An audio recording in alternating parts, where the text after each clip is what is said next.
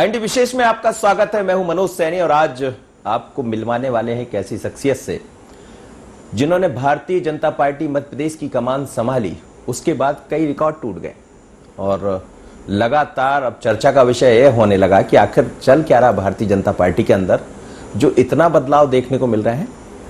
लेकिन सामने उपचुनाव है, कई सारी चुनौतियां हैं।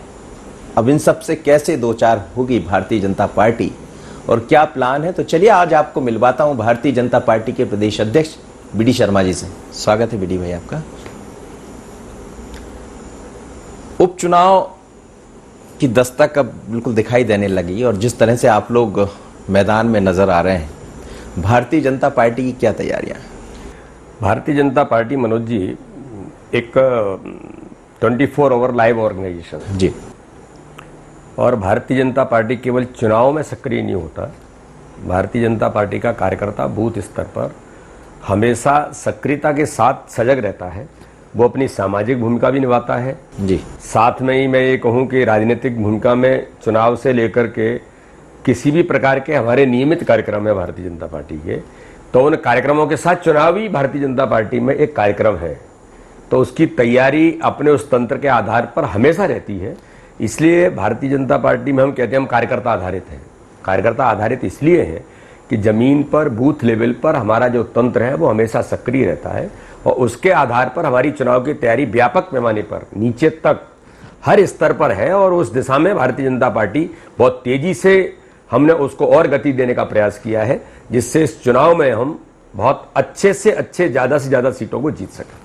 लेकिन हम देख रहे हैं कि जैसे ही बीडी शर्मा के हाथ में कमान आई भारतीय जनता पार्टी की, आप यूथ है, आपकी कॉलेज लाइफ से लेके छात्र राजनीति से लेके मैंने हर स्तर पर आपको देखा है, साथ हम मिले हैं। ऐसा कौन सा जादुई चमत्कार है बीडी शर्मा जी के पास कि एकदम बहुत सारे परिवर्तन, सरकार आपकी बन गई, उसके बाद फिर कांग्रेस के लोगों का आने का जो सिलसिला शुरू हुआ वो थम नहीं रहा। अभी भी कहा जा रहा है कि कुछ लोग हैं जो और दिखाई दे सकते हैं, तो क्या कौन सा ऐसा जादू है? मनोज जी, भारतीय जनता पार्टी मध्य प्रदेश का जो संगठन है ये एक बड़ा इसके बारे में पूरे देश के अंदर भारतीय जनता पार्टी माना जाता है कि एक आदर्श ऑर्गेनाइजेशन है। और भारतीय जनता पार्टी मध्य प्रदेश को कुशवाहा ठाकरे जी से लेकर राजमाता सिंधिया, प्यारेलाल खंडेलवाल, कैलाश जोशी, सुंदरलाल पटवा और फिर जो बाकी फिर शिवराज सिंह चौहान से लेकर के नरेंद्र सिंह तोमर वगैरह वगैरह, इन सब लोगों ने भारतीय जनता पार्टी को खड़ा किया है। तो भारतीय जनता पार्टी का संगठन तो मध्य प्रदेश के अंदर वैसे ही सशक्त और ताकतवर है। मेरे जैसा छोटा कार्यकर्ता इस संगठन में इतनी बड़ी जिम्मेदारी पर आकर के उसमें हम गति कैसे दे सकते हैं, जो काम है उसको और हम आगे कैसे ले जा सकते हैं, ये मुख्य हमारी भूमिका है। तो मैं तो ऐसा मानता हूं कि मैं तो एक निमित्त मात्र हूं। मुझे एक काम मिला और जिम्मेदारी मिली और उसके बाद ये सारी चीजें घटित हुई, तो इसलिए मैं भी उसका एक हिस्सा बना। लेकिन भारतीय जनता पार्टी में हमेशा से सामूहिकता के आधार पर आगे बढ़ी है और सारी जो चीजें हो रही हैं ये सामूहिकता के आधार पर, पूरा हमारा जो नेतृत्व है उनके निर्णय के आधार पर ये चीजें हो रही हैं। कई बार हमने सुना है शिवराज जी को मंच से कहते हुए आपके साथ आने के बाद कि पूत के पांव पालना में दिख जाते हैं। तो अब तो खैर सब कुछ दिखाई दे रहा है। जितना परिवर्तन भारतीय जनता पार्टी के मध्य प्रदेश में जो हुआ, अचानक 2018 में आपकी सरकार नहीं रही, उसके बाद सरकार की वापसी हुई और अब जिन 27 सीटों पर चुनाव होने जा रहे हैं, आपने कहा कि हम पूरी तरह तैयार हैं। लेकिन शिवराज जी का इतना विश्वास बीडी शर्मा जी के ऊपर? भारतीय जनता पार्टी में हमेशा से प्रक्रिया रही है कि कार्यकर्ता को आगे बढ़ाना, उसकी पीठ पर हाथ रख करके उसको ताकत देना। तो माननीय शिवराज जी, माननीय नरेंद्र सिंह जी या हमारे जो बाकी जो नेतृत्व है भारतीय जनता पार्टी में, बहुत वरिष्ठ नेतृत्व जिन्होंने संगठन को खड़ा किया है, तो ये उनका एक बड़ा मन है कि मेरे जैसे कार्यकर्ता को आगे ले जाने के लिए पुश करना, ताकत देना। तो मैं इस बात के लिए अब चूंकि मुझे लगता है कि उनके नेतृत्व में और उनके मार्गदर्शन में, सभी लोगों के मार्गदर्शन में आगे बढ़ने का प्रयास उन सब लोगों के द्वारा जो है, इसके लिए मैं तो उनका हृदय से आभारी भी हूँ। भारतीय जनता पार्टी में युवाओं की चमक काफी दिखाई दे रही है। आप खुद यूथ है और हम देख रहे हैं कि भारतीय जनता पार्टी दूसरी पीढ़ी की तरफ आगे बढ़ी, आप लोग उसके उदाहरण हैं। लेकिन एक नया चेहरा इस समय बड़ा चर्चा में है, ज्योतिरादित्य सिंधिया जी का। कुछ लोग, जैसा आप कहते हैं कि डर रहे हैं, लेकिन कुछ लोग संकट में भी हैं। देखिए, भारतीय जनता पार्टी एक संगठनात्मक तंत्र, उसकी अपनी कार्य पद्धति उसका अपना वर्किंग सिस्टम, ये सारी चीजें हैं। इसलिए यहां न किसी को डरना चाहिए, न किसी को उत्साहित होना चाहिए। यहां तो भारतीय जनता पार्टी में एक पद्धति में काम करना पड़ता है जी, और कार्यकर्ता के नाते से काम करना पड़ता है। प्रधानमंत्री नरेंद्र मोदी दुनिया के सबसे बड़े ताकतवर नेता हैं आज, लेकिन जब वो संगठन में होते हैं तो वो कार्यकर्ता के नाते से भूमिका में होते हैं। शिवराज सिंह चौहान जी को आपने देखा होगा कि वो चौथी बार मुख्यमंत्री हैं, लेकिन संगठन तंत्र में वो एक सबसे अच्छे कार्यकर्ता की भूमिका निभाते हैं। जैसे हम लोगों ने सोचा कि मध्य प्रदेश के अंदर हमारे जो मंडल अध्यक्ष है वो हम 40 साल से कम उम्र के बनाएंगे जी। ये कानून नहीं बनाया, ना नियम बनाया, लेकिन मुझे गर्व है कि राजनीतिक दल के अंदर ये विचार आता है और ये विचार को 99 नहीं 99.9% इसको पूरा करते हैं लोग, मंडल के नीचे के कार्यकर्ता। कि हाँ भाई ये जरूरी है। हमारे जिलाध्यक्ष 50 से नीचे लगभग 100%। तो ये प्रक्रिया धीरे धीरे समयानुकूल परिवर्तन संगठन की जो चाहिए उसमें संगठन इन चीजों को सोचता है और वो चीजें इंप्लीमेंट हो जाती हैं। तो ज्योतिरादित्य सिंधिया जी भी हमारे कामकाज हिस्सा हैं, संगठन के हमारे वरिष्ठ नेता हैं, वो राज्यसभा के सदस्य चुने गए हैं। लेकिन आपने 76,000 का जिक्र कर दिया, बड़ा चर्चा में है। कांग्रेस कहती कि 76,000 आ कहां से गए, कहां से दिखाएं वो 76,000? वो भी कह रहे थे कि हम 70,000 लेके। ये तो मुझे लगता है कि कांग्रेस जरा 100 लोगों का कार्यक्रम करे कहीं। जैसे उन्होंने क्रिटिसाइज किया कि कोविड के अंदर जो सामाजिक काम भारतीय जनता पार्टी कर रही है, क्या कर रही है। आपने तो कहीं किसी को एक पानी की बोतल नहीं पिलाई, कहीं किसी के लिए आप कहीं खड़े नहीं हुए, और कमलनाथ जी तो खड़े हो ही नहीं सकते। दिग्विजय सिंह बड़े नेता हैं। मैं जब जूते चप्पल पहनाने के लिए सड़क पर उतरा तो उन्होंने दूसरे दिन पहनाई तो मीडिया ने कहा था कि ये तो हो चुका है इवेंट अब। तो इस प्रकार की तो इनकी भूमिका है। तो मैं ऐसा मानता हूं कि कांग्रेस का काम केवल क्रिटिसिज्म करना, झूठ बोलना, भ्रम फैलाना, जनता को गुमराह करना, जो जनता समझ चुकी है। अरे 19 कार्यक्रम 3 दिन के अंदर, एक एक कार्यक्रम में 5-5 हजार लोग थे, 8-8 हजार लोग थे। आप जरा देखो तो सही। तो और आपने पेन ड्राइव जारी कर दिया है। अभी मुझे तो मीडिया के लोग कह रहे हैं कि उस पेन ड्राइव के अंदर लोग फोन कर रहे हैं किसानों को, तुम्हारा कर्जा माफ हुआ। कौन कह रहा है? बोले कौन कह रहा है कि हमारा कर्जा माफ हुआ है? झूठ बोल रहे हैं। वो सूचियां अब जाहिर हो रही हैं, मीडिया के लोग ही कर रहे हैं कि भैया आपने जो सूची जारी की है पेन ड्राइव, मेरा पेन ड्राइव, तो मेरे पेन ड्राइव में भी झूठ निकल रहा है कमलनाथ जी। तो ये तो इनका झूठ बोलने का, मैंने तो कहा कि भारत के अंदर मध्य प्रदेश में सबसे बड़ी झूठ मंडली है कमलनाथ और दिग्विजय सिंह। लेकिन ये जो झूठ मंडली है, क्या आपको लग रहा है, जैसा आप कह रहे हैं, दिग्विजय सिंह का जब नाम आता है तो आप वही पुराने बंटाधार, ये तमाम तरह की चीजें जाती, क्या बीजेपी का रास्ता और आसान है? जैसा आप कहते हैं कि ये लोग बने रहे तो हमारा रास्ता और आसान हो। नहीं, मेरा कहने का मतलब बने रहने का अर्थ नहीं है, बने रहे न रहे इनसे हमको क्या अंतर पड़ता है, जो उनका दल है वो जाने जी। लेकिन इन लोगों ने मध्य प्रदेश को बर्बाद किया। दिग्विजय सिंह ने मध्य प्रदेश को 2003 से पहले सड़क, बिजली, पानी से लेकर हालात मध्य प्रदेश के जो देखे, कानून व्यवस्था की हालात जो देखी, मैं तो विद्यार्थी था उस समय, और उस समय हमने जो देखा है, मैं संगठन मंत्री हो गया था बाद में, उस समय देखा है क्या हालत मध्य प्रदेश के थे। कमलनाथ जी ने 15 महीनों में केवल छिंदवाड़ा का विचार किया। मेरे बुंदेलखंड के एग्रीकल्चर कॉलेज को जो शुरू होना था उसको ट्रांसफर करके छिंदवाड़ा ले गए आप। रीवा की सिंचाई परियोजना को आप छिंदवाड़ा ले गए। क्यों? केवल आपको छिंदवाड़ा का विकास, क्योंकि आपको केवल सांसद और विधायक बने रहना है वहां पर। बाकी मध्य प्रदेश को कौन चला रहा था? दिग्विजय सिंह चला रहा था, जिसने मड्डाडार 15 साल पहले किया था और 15 महीने के अंदर बर्बाद फिर कर दिया। तो इसलिए मध्य प्रदेश के अंदर शिवराज सिंह चौहान की सरकार के पहले का काम, पहले की गरीब कल्याण की योजनाएं, गरीब कल्याण का काम, और आज 3 महीनों में जो काम किया है, इस काम को आप देखेंगे तो 15 महीने पर भारी नहीं। उन्होंने तो सारी योजनाओं को बंद कर दिया जी। उन्होंने तो भ्रष्टाचार में आकंठ सरकार डूब गई थी, इसलिए सिंधिया जी को सड़कों पर उतरना पड़ा, इसलिए सरकार को जाना पड़ा, इसलिए भारतीय जनता पार्टी की सरकार, भारतीय जनता पार्टी के नेतृत्व ने अपनी एक सजग राजनीतिक दल की, जिम्मेदार राजनीतिक दल की भूमिका निभाई और मध्य प्रदेश को बचाने के लिए सरकार बनाई। लेकिन आप पेन ड्राइव का जिक्र कर रहे हैं, आप कह रहे हैं कि 15 महीने, वो कह रहे हैं कि 15 महीने में हम बताएंगे, ये जाके झूठ बोल रहे हैं लोगों को। ये तो जनता जानती है जी, ये तो जनता जानती है। जनता के बीच हम भी हैं और जनता के बीच आप भी हैं। जनता आपको बताएगी आपने क्या किया है। हम और आप एक दूसरे पर आरोप लगाएं, इससे कुछ नहीं होता है, लेकिन ये पक्की बात है कि जो हम कह रहे हैं वो ठीक है कि नहीं, तो जनता समझती, जनता बताएगी। तो ये माना जाए कि 15 साल वर्सेस 15 महीने बिल्कुल है। 15 महीने में आपने मध्य प्रदेश को बर्बाद किया।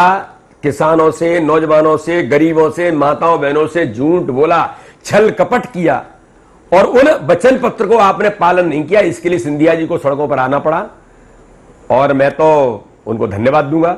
कि मध्य प्रदेश को बचाने के लिए जो निर्णय हुआ मध्य प्रदेश के अंदर सिंधिया जी के नेतृत्व में, या जो विधायक हमारे हैं, जो सब लोगों ने आकर के इस्तीफा दिया। आज के समय में राजनीति में कोई पद नहीं छोड़ता, सरपंच ही नहीं छोड़ता, लेकिन उन लोगों ने मध्य प्रदेश को बचाने के लिए, मध्य प्रदेश के विकास के लिए, गरीबों के हितों के लिए जो निर्णय किया, आज उसका परिणाम यह है कि मध्य प्रदेश के अंदर अच्छी सरकार, अच्छा नेतृत्व मध्य प्रदेश के विकास के लिए, गरीबों के कल्याण के लिए काम कर रहा है। और मैं ऐसा मानता हूं कि जनता इन सारी चीजों को बहुत अच्छे तरीके से समझती है। कांग्रेस कह रही है कि लोकतंत्र बचाना है, गद्दारों को सबक सिखाना है, जिनका आप जिक्र कर रहे हैं। वो कह रहे हैं कि करोड़ों रुपए इन्होंने ले लिए, वो गद्दारी हम दिखाएंगे उपचुनाव में। कमलनाथ जी, आपने जिंदगी भर पैसा ही देखा है और गद्दारी ही देखी है। मोहनचंद शर्मा शहीद होते हैं और दिग्विजय सिंह उस पर प्रश्न खड़ा करते हैं बटाला हाउस के अंदर। गद्दार तो ये हैं। गद्दार तो वो लोग हैं कि आप लोगों ने सर्जिकल स्ट्राइक में कह दिया था, कांग्रेस का नेतृत्व, उसमें कमलनाथ भी शामिल है, उसमें दिग्विजय सिंह भी शामिल है। आपने कहा था कि सेना ने सर्जिकल स्ट्राइक की, इसका प्रूफ क्या है? इससे बड़ी गद्दारी क्या हो सकती है देश के अंदर? इतने बड़े गद्दार आप हैं इस देश के कि सेना पर प्रश्न खड़ा करते हैं। राम मंदिर के प्रश्न पर आज आप घंटी बजा रहे हैं, आज आप हनुमान चालीसा कर रहे हैं, लेकिन पहले क्या कहते थे? राम का अस्तित्व ही नहीं है, राम सेतु कहां है, इसका क्या अस्तित्व है? यही कमलनाथ जी थे और यही ये तो। और कमलनाथ जी, आपसे बड़ा गद्दार इस देश के अंदर कौन है, जिसमें आपने चाइना के साथ मिलकर के वाणिज्य मंत्री रहते हुए आपने कांग्रेस और सोनिया गांधी के परिवार को लाभान्वित करने के लिए जो किया, वो भी देश के और जनता के सामने है। उसका भी जवाब आप दीजिए। 2018 का जो चेहरा था कांग्रेस का, वो चेहरा अब आपके साथ। आप कह रहे हैं कि दर्द को जनता समझती। दूसरा चेहरा शिवराज जी है, पहले चेहरे जननायक के रूप में बीजेपी उनकी पहचान देती है, बल्कि जनता भी, हमने देखा उनके साथ कई जगह फील्ड पे, मैं तो लगातार रहा हूं कम से कम, तो वो देखा है। लेकिन ये दो चेहरे, एक युवा चेहरा और एक वो जननायक भारतीय जनता पार्टी का, क्या इसीलिए आप कह रहे हैं कि 27 सीटें हम जीत जाएंगे? देखिए, भारतीय जनता पार्टी में जो चेहरा है वो नरेंद्र मोदी है। नरेंद्र मोदी, अमित शाह और नड्डा जी के नेतृत्व, और प्रदेश के अंदर शिवराज सिंह चौहान से लेकर के नरेंद्र सिंह तोमर, ज्योतिरादित्य सिंधिया, बाकी हमारे जो बाकी जो लीडरशिप है, ये सब मिलकर के सामूहिक नेतृत्व के आधार पर हम आगे बढ़ते हैं। इसलिए मैं ऐसा मानता हूं कि नेतृत्व, नीति और हमारी जो काम है, उसके आधार पर भारतीय जनता पार्टी की सरकार जिस गति से मध्य प्रदेश के अंदर आगे बढ़ रही है, मुझे पूर्ण विश्वास है इस नेतृत्व के बल पर और भारतीय जनता पार्टी के संगठन तंत्र के बल पर हम 27 की 27 सीटें जीत करके मध्य प्रदेश के अंदर फिर इतिहास बनाएंगे। कांग्रेस किसी सर्वे का जिक्र कर रही बार बार कि हमारे पास ऐसा सर्वे है जिसमें 24 से ज्यादा सीटें हम जीतेंगे। बीजेपी का सर्वे क्या कह रहा है? वो सर्वे मुझे लगता है कि राहुल गांधी जी की एजेंसी ने किया होगा, और राहुल गांधी की एजेंसी करेगी तो जैसे उन्होंने कर्जा माफ किया था वैसे ही सर्वे करा लिया होगा। तो ये तो कमलनाथ जी बताएं कि वो सर्वे उनको कहां से मिल गया। बीजेपी का सर्वे ये है कि बीजेपी अपने काम, अपनी मेहनत, अपने नेतृत्व और गरीब कल्याण की योजनाओं के बल पर जो मोदी जी ने इस देश के अंदर काम किया है, जो अमित शाह ने इस देश के अंदर काम किया है, जो नड्डा जी ने संगठन तंत्र को मजबूत किया, शिवराज सिंह चौहान की सरकार ने जो काम किया है, इन मुद्दों पर जनता के बीच में है। और मध्य प्रदेश में जनता के विकास के मुद्दे पर हम भारतीय जनता पार्टी के नेतृत्व में सारी सीटें जीतेंगे। कांग्रेस कह रही कि राष्ट्रभक्त के मुद्दे पर, राष्ट्रवाद के मुद्दे पर, जैसा आप कह रहे हैं कि मोदी जी ने जो किया है देश के लिए, अमित शाह जी ने जो किया, वो सब इस चुनाव में दिखाई देगा। लेकिन वो कह रहे हैं कि कब तक राष्ट्रवाद के नाम पर आप वोट लेते रहेंगे? कब तक नहीं, जिंदगी भर। भारतीय जनता पार्टी के लिए नेशन फर्स्ट, देश पहले है, उसके बाद दल, उसके बाद आता है, और फिर व्यक्ति उसके बाद आता है। तो नेशन फर्स्ट हमेशा रहेगा भारतीय जनता पार्टी के विचार में, भारतीय जनता पार्टी की पद्धति में। चाहे डॉक्टर श्यामा प्रसाद मुखर्जी ने बलिदान दिया था, तो बलिदान इसलिए दिया था जिसके कारण से जनसंघ बना था, जो हमारी उत्पत्ति हुई कि धारा 370, एक देश में दो निशान, दो विधान, दो प्रधान नहीं चलेंगे, नारा दिया था। और उन्होंने उद्योग मंत्री से इस्तीफा दिया था, और इस्तीफा देकर के जनसंघ बना था, और उनको जाकर के शहादत देनी पड़ी, जेल के अंदर उनकी संध्यास्पद मौत हुई, वो शहीद हुए। तो हमारा तो इतिहास ही ये कहता है, देश के लिए लड़ने वाला ये दल, देश के लिए लड़ने वाला ये नेतृत्व, चाहे अटल जी रहे हो, चाहे दीनदयाल उपाध्याय जी ने जो विचार दिया एकात्म मानववाद का, कि देश के लिए अंतिम छोर के व्यक्ति का विकास, ये उनकी प्राथमिकता थी। उस विचार में, उस विचार पर हमारी योजना और सरकार काम कर रही है, हमारा नेतृत्व काम कर रहा है। तो भारतीय जनता पार्टी के लिए देश सबसे पहले है, रहेगा और आगे भी रहेगा। तो इसीलिए क्या कांग्रेस को डर है कि बार बार राष्ट्रवाद का जिक्र कांग्रेस कर देते हैं? आप लोग तो राष्ट्रवाद की तरफ बढ़ रहे हैं जैसा आप कह रहे हैं, और मोदी जी का चेहरा जब सामने आता है तो आज भी जनता कोई सर्वे आप करा लीजिए, सर्वे में लगातार मोदी जी सामने आ जाते, तो लोग ये समझ रहे हैं कि राष्ट्रवाद के नाम पर ही हमें बीजेपी के साथ चलना है, कांग्रेस कुछ भी कहती रहे। देखिए, ऐसा मैं मानता हूं कि अब ये परिवर्तन भी आ रहा है देश के अंदर। कमलनाथ जी घंटी क्यों बजाने लग गए? कमलनाथ जी तो वो व्यक्ति है ना जिन पर आज भी मुझे कहने में कोई संकोच नहीं है कि 84 के दंगों में आज भी कमलनाथ जी आपको जवाब देना पड़ रहा है कि आप आरोपी हैं, और आप पर प्रश्न चिन्ह लगा है कि आप उस घटना के, आपने उस दर्दनाक घटना को में आप भी सम्मिलित कहीं न कहीं से थे।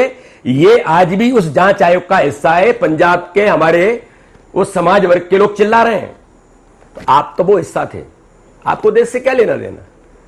आप तो, मैंने कहा, मैं शब्द का उपयोग करता हूं, बुरा लग सकता है जी, आपकी उस गांधी परिवार के साथ जो आपका एक जो रिश्ता है, आप तो उसी पर केवल जीवित रहना चाहते हैं, जो मध्य प्रदेश के मुख्यमंत्री जिसके कारण से आप बने। मैं ऐसा मानता हूं कि भारतीय जनता पार्टी राष्ट्रवाद के प्रति आज से नहीं, देश ही सब कुछ है, और इसलिए इनको लगने लगा है, इसलिए अब ये रामायण भी करने लगे, इसलिए राम मंदिर की बात भी करने लगे, इसलिए धारा 370 के अंदर भी ज्योतिरादित्य सिंधिया ने पहले भी कहा था कि धारा 370 जरूरी है देश के लिए। ज्योतिरादित्य सिंधिया ने कहा था कि सीए कानून देश के लिए आवश्यक है। ज्योतिरादित्य सिंधिया जी ने कहा था कि राम मंदिर का मुद्दा, राम मंदिर हमारी आस्था का प्रश्न है, देश के लिए जरूरी है, तो उन्होंने पहले भी कहा था। क्योंकि राजमाता जी का बीज जिन्होंने अपना सर्वोच्च भारत की इस विचार के लिए लगाया, देश के लिए लगाया, वो बीज तो उनके अंदर था, इसलिए वो बोलते थे और अडिग रहे वो वहां पर। लेकिन ये जो नेतृत्व है जी, ये कहीं न कहीं अंग्रेजी मानसिकता का नेतृत्व है कांग्रेस के अंदर, जो धीरे धीरे अब वहां भी बगावत के स्वर उठे हैं कि सिंधिया, सोनिया जी को लोग कहने लगे कि इस्तीफा दे दो, नेतृत्व चुनना चाहिए, लेकिन ये संभव नहीं है कांग्रेस के अंदर। या तो बेटा बनेगा, मां बनेगी, मां बनेगी, बेटा बनेगी, यही है कांग्रेस में। कमलनाथ जी मुख्यमंत्री होंगे, कमलनाथ जी का कांग्रेस अध्यक्ष होंगे, कमलनाथ जी नेता प्रतिपक्ष होंगे, यही होगा। यहां भी आवाजें उठ रही है जो पहले भी सरकार में उठ रही थी। क्यों हुआ बगावत? क्यों हुई बगावत? इन्हीं बातों से हुई ना कि केवल और केवल जो जनप्रतिनिधि है उसको कहते थे कि मेरे पास समय नहीं है, और उनके जो लोग होते थे, जो रेत उत्खनन करने वाले ठेकेदार, शराब के ठेकेदार, उनके लिए आपके पास पूरा समय होता था।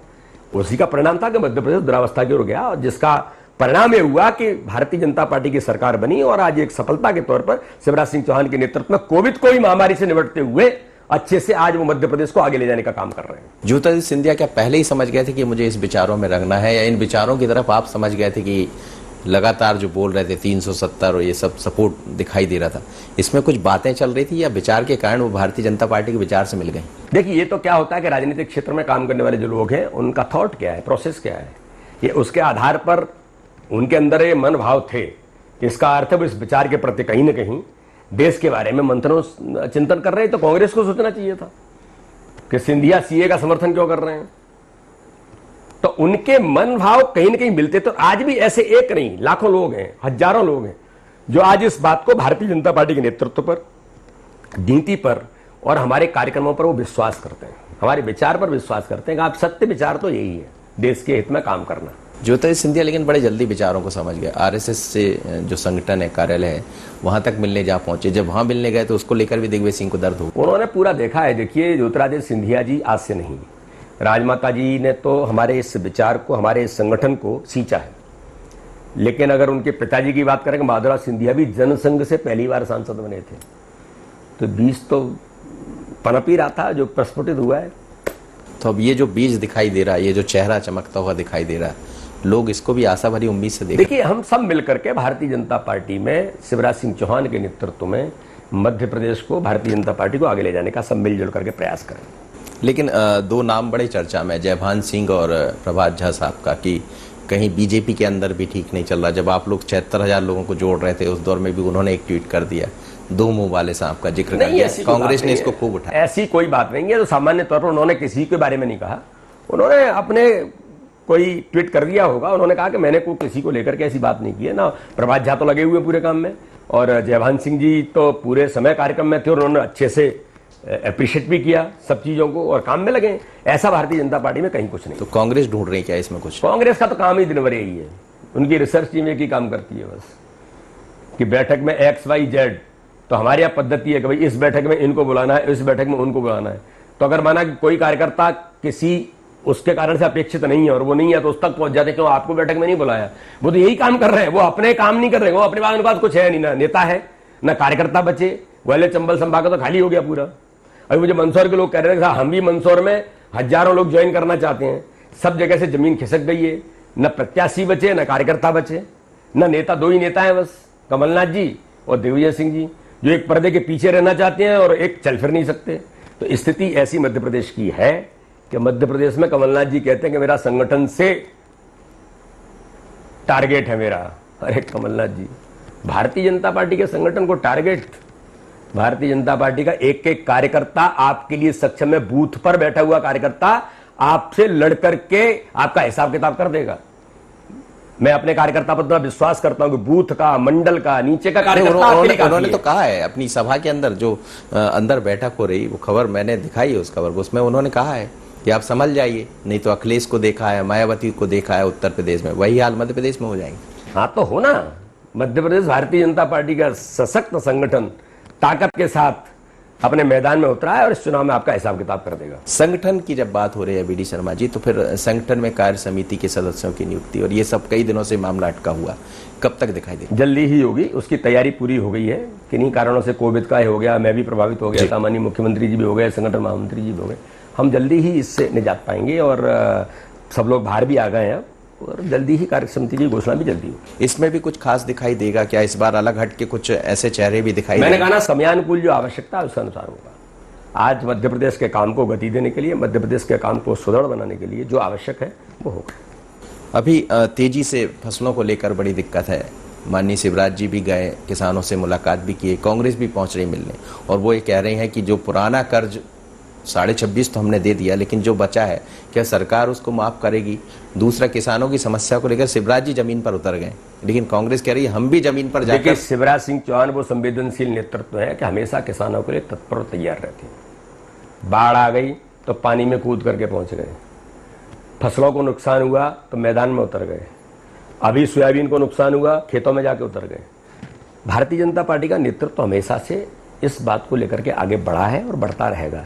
लेकिन कमलनाथ जी, आपने तो कर्जा माफी तो छोड़ दो, वो तो एक स्वप्न हो गया किसानों के लिए, लेकिन आपने तो प्रीमियम जो किसानों का अपना पैसा था, किसानों का पैसा था, आपका नहीं था, 2990 करोड़ रुपए आपने वो खा गए, आपने जमा नहीं किया और आपने कहा हमारे पास पैसा नहीं है। आइफा अवार्ड के लिए पैसा था, नाचने कूदने के लिए, लेकिन शिवराज सिंह चौहान की सरकार बनी, 2990 करोड़ रुपए कहां से आ गया? जमा कर दिया उन्होंने किसानों का प्रीमियम और उनके खाते में पैसा जाने लगा। अभी 4000 करोड़ फिर जमा कर रहे हैं, ये कहां से आ गया? तो ये जो आप कहना चाहते हैं ये सब झूठ का पुलिंदा है आपका, जिससे जनता भर चुकी है। आप गलतफहमी में हैं कमलनाथ जी और दिग्विजय सिंह जी दोनों मिलकर के, आप कुछ भी कर लें, चक्रव्यूह अब आपके नहीं चल सकते। चलते चलते आपसे एक अंतिम सवाल, 27 सीटों पर फिर चुनाव है, जैसा आप कह रहे हैं कि आपकी रणनीति तैयार है और 27 सीटें आप जीतने वाले, लेकिन इसका आधार क्या होगा? आधार भारतीय जनता पार्टी का संगठन, हमारा नेतृत्व, केंद्र राज्य सरकारों ने जो काम किया है, गरीब कल्याण की योजनाओं के आधार पर लोगों के मन और दिल को जीता है। और मध्य प्रदेश के अंदर इन्होंने जो, हमने जो 15 साल में काम किया था, इन्होंने 15 महीने में जो बर्बाद किया मध्य प्रदेश को, और शिवराज सिंह चौहान के नेतृत्व में फिर 3 महीनों 4 महीनों में जो काम हुआ है, ये आधार होगा और इसके आधार पर हम चुनाव जीतेंगे। आप मानकर चल रहे हैं कि 27 सीटें पूरी जीतेंगे? बिल्कुल, हमारा पूरा विश्वास है कि भारतीय जनता पार्टी उपचुनाव के अंदर प्रचंड बहुमत के साथ सभी सीटों को जीतेगी। कई जगह से सेपरेटिज्म की संभावना है, वो सब चीजों को कहीं कुछ जरा भी होगा तो भारतीय जनता पार्टी का एक तंत्र है, उसमें एक व्यवस्था है, उसके आधार पर हम सारी चीजों को ठीक करके आगे बढ़ रहे हैं। ऊर्जावान नेतृत्व है भारतीय जनता पार्टी का मध्य प्रदेश में, और उसी ऊर्जा के साथ बीडी शर्मा जी ये कहते भी हैं कि 27 सीटें हम जीतेंगे। जीत का आधार भी आप समझ रहे होंगे कि जिसका संगठन इतना मजबूत हो, संगठन का एक एक कार्यकर्ता मजबूत हो और खुद विपक्ष को यह कहना पड़े, तो समझिएगा कि चुनाव में क्या होगा। लेकिन जनता फैसला करती है और वही चुनती है, क्योंकि 2018 में परिणाम बदले थे। वो बात अलग है कि सरकार चली गई और फिर भारतीय जनता पार्टी की है, लेकिन जिन मुद्दों के साथ अब बीजेपी बढ़ रही है, हमें लगता है कांग्रेस को जवाब देना मुश्किल होगा। IND विशेष में इतना ही, अगली बार फिर मुलाकात होगी किसी नए मेहमान के साथ। मुझे दीजिए इजाजत, बने रहिए IND 24।